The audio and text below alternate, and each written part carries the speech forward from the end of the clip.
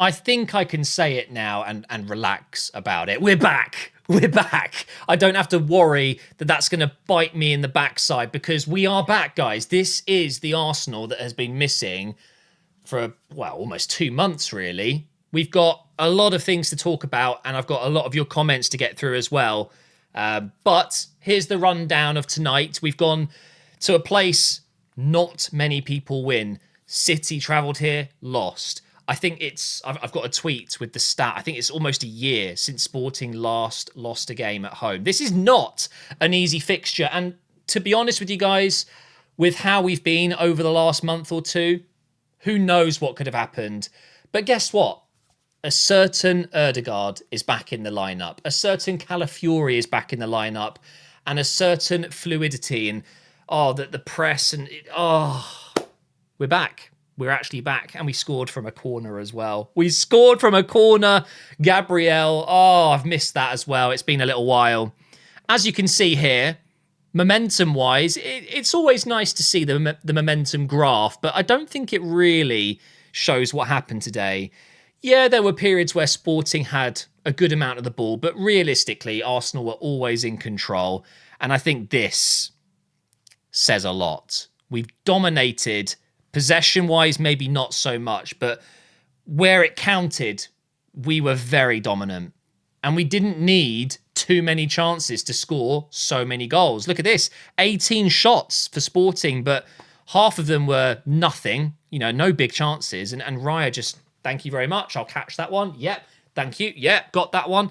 Brilliant from Raya today. We can see here that Saka has statistically got the player of the match, but for me, it was Timber. Timber was absolutely incredible. The heartbeat of the team, Martin Ødegaard, Saliba and Gabriel, just a brick wall at the back. Declan Rice, much better today. Thomas Partey is having the season of his life. Really enjoying watching him in midfield. You could make the argument that his current form makes him our best defensive midfielder. Even Rice is going to struggle to push him out of the team right now, and that's Rice's best position. But I've got to say, Marino came in and did well. I'm okay, put it this way. I'm happy to have Thomas Partey or Declan Rice in the middle there. Both of them, brilliant. Ødegaard in there, yes, please. Martinelli with an early goal. Havertz with another goal. Saka with the goal and an assist. Just brilliant. And as I said before, a team that have been doing amazing things. Of course, they've lost their manager. He's gone to Man United, but they've stuck with their 3-4-3 system. And at times they looked good. Okay, they were fine. They did well today, but just got slapped up when they conceded chances. We were very clinical. Gyökeres, hang on. Where is he? I can't see him. I was really impressed with Morita. Am I saying that correctly? Japanese international? Is he Japanese? Yeah, he's brilliant. I really liked him. Defensively, they looked really poor tonight, though. Diomande could have been sent off 3 times. Inacio got the goal, but it was just from the corner. It was badly defended, to be fair.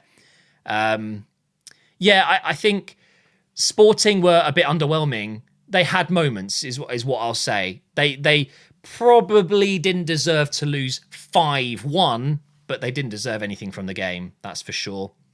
In terms of subs, I wanted to see this one earlier. I don't know why Nwaneri only got 15 minutes. That, to me, is a little bit of a disappointment, especially when we're 4-1 up at that point, and we could take Ødegaard off. He's been injured for a while, rest his legs. I just feel like sometimes just get him on. We've seen how good he can be, and he almost scored when he did come on. This was an outrageously comfortable win in a very difficult stadium against a very well-drilled team that will be going through a bit of a change now at the club. Thiago Teixeira, is that his name? The manager. He's going to have a tough job replacing Amorim, but best of luck. I really like Sporting. I really do. I like their setup. I like some of their players. Kenda, signed him in the Arsenal career mode. I was watching him tonight. Very good player. Obviously didn't have much action. And Gyökeres had a very quiet night, and I'm glad of that because you could argue he's been one of the most informed strikers in world football, let alone just in Portugal or in Europe. I mean, there aren't many having a better season right now. But he's come up against, yeah, we don't even need to say anything, do we? Saliba and Gabriel back to their absolute best today as well. Just before we move on, though, let's have a look at the other score lines because I was seeing City drawing. Why is that not showing me the results? Matches, there we go. Go back. Okay, so Milan 1. Whoa, Atletico Madrid 6-0. This is insane. Man City were 3-0 up. Oh my God, they've drawn 3-all. That is absolutely insane. I cannot believe that. 6 games now without a win. Right, this is huge. Sporting hadn't lost a home game in over a year. It's longer than I thought. 5-1. Gunners has replied, oh my God, we are so back. Ødegaard was highly missed. The pressing, the passing, the everything, man. Agreed. Ødegaard is proving to be quite the player, isn't he?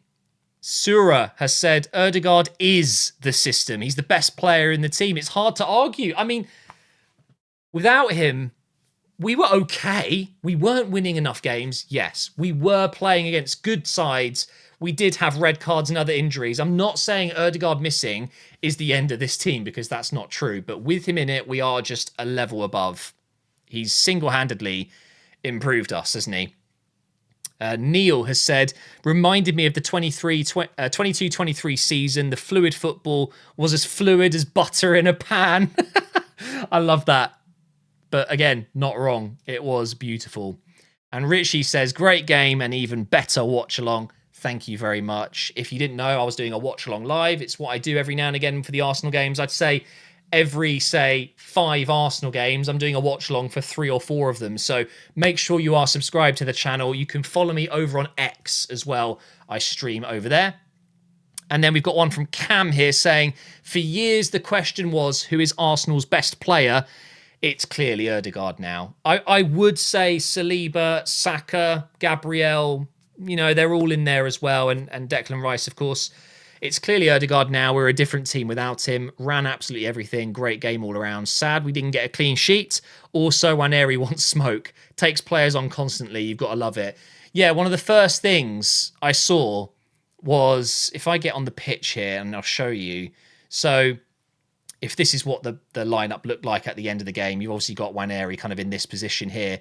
When we would transition into their half, Nwaneri would pick the ball up here, and instead of look for a pass, he would pick it up and try and take on a man. He would try and dribble into this pocket where whoever would be overlapping him, I think it was Sterling towards the end.